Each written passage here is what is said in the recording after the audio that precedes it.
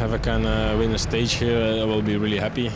Tim Merlier, there was never any doubt. It's already difficult to win one race, so we will see.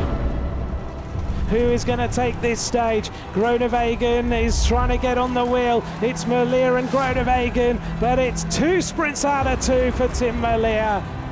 You look in the shape of your life so early in the season. I don't think so. We will see later.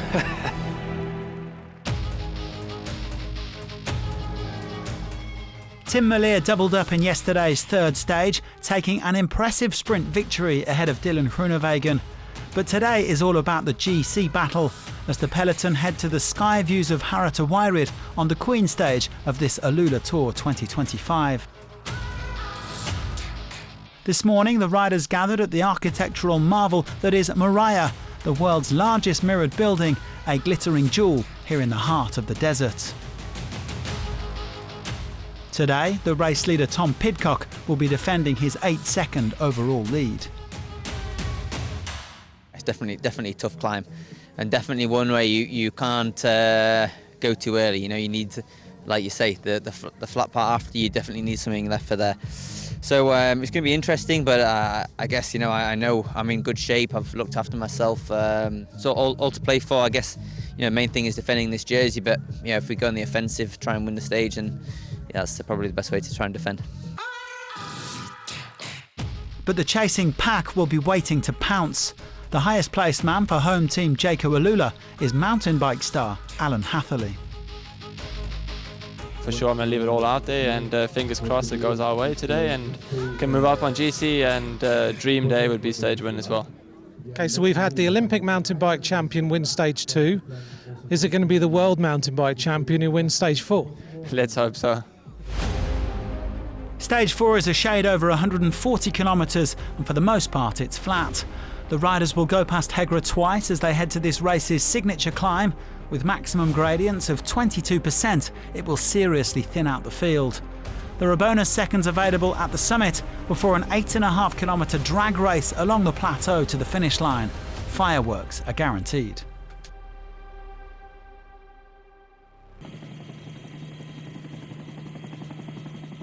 There were 2 non-starters this morning, including Niels Eekhoff, who had that nasty accident in yesterday's final, colliding with a lamppost. The Dutchman broke a tooth and fractured his jaw, and we wish him a speedy recovery. Well, the peloton keeping a close eye on the day's 8-man breakaway, with Pidcock up towards the front. This is only the 2nd time that he has worn a leader's jersey since back in his under-23 days. Jayco AlUla on the front of the pack. This was a big day for the home team, who have yet to win at this race. Well, most of the 8 guys at the front had already been in a breakaway this week. Alessandro Romele and Alexander Vinokourov from XDS Astana, Yuma Koishi from Team Ukio, Mohamed Abdul Halim from Terengganu Cycling, Andreas Miltiadis and Kongfob Timachai from Rujai Insurance, and Henri-François Renard-Hacquin and Jens Reinders of Wagner Bazin. Well, Reinders all but wrapping up the most active rider competition, the 26-year-old Belgian with a virtual lead of 13 points after taking 4 at the day's first 2 sprints. 1:15, the gap, 1:15. Well, the peloton appeared to be relatively satisfied with this situation, keeping the gap steady at around a minute. The GC teams taking turns on the front of the peloton. Whoops, little bit of a split happening in the front group. Well, after a sudden injection of pace at the front, a couple of riders were caught out and dropped from the breakaway. Vinokourov and Miltiadis were unable to close the gap on their fellow escapees, and they eventually rolled back to the peloton. So 5 men now leading the way, and Reinders was frequently the one driving them along. The gap still hovering just under a minute. Well, heading into the last 30 kilometres, there was a minor issue for one of the race favourites. Oops, and a problem here. And this is Hatherley, who has got an issue. Well, it's good to have it now rather than later. Hatherley was soon back on his way again, getting a tow back to the peloton from the imposing frame of Max Walscheid. The sky views of Harrogate then looming into view, and as the road began to rise, riders began to go backwards. The breakaway's caught. The 5 escapees were brought back with 10.8 kilometres remaining, and now it was over to the GC riders. And it wasn't long before the race leader himself moved to the front of the bunch. Pidcock now takes control. Pidcock setting a punishing tempo as they embarked on the steepest part of this brutal climb, and he soon shredded the front group. Riders strewn all over the road as the gradients really began to bite.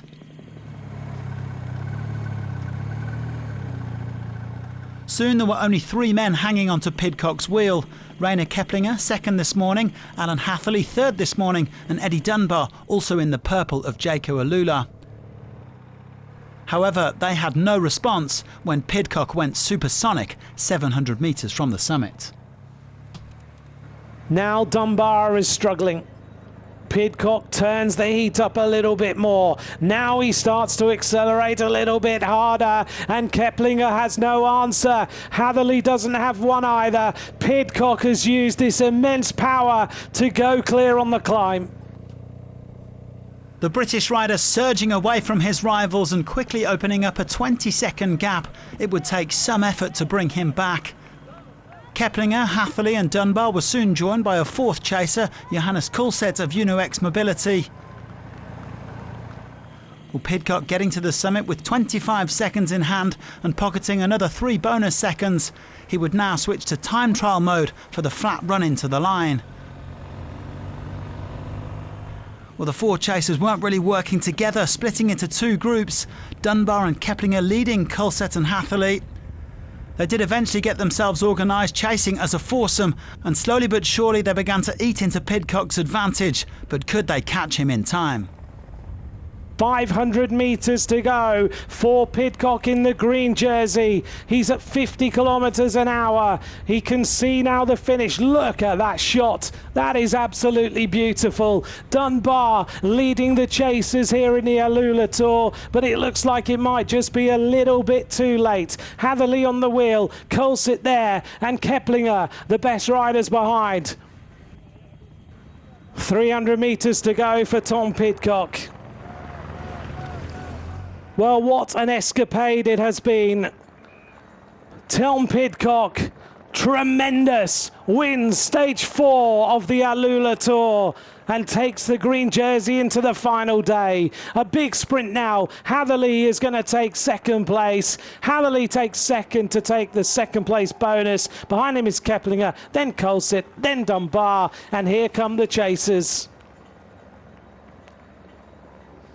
The chasing group led in a celebration of Q36.5 on the line.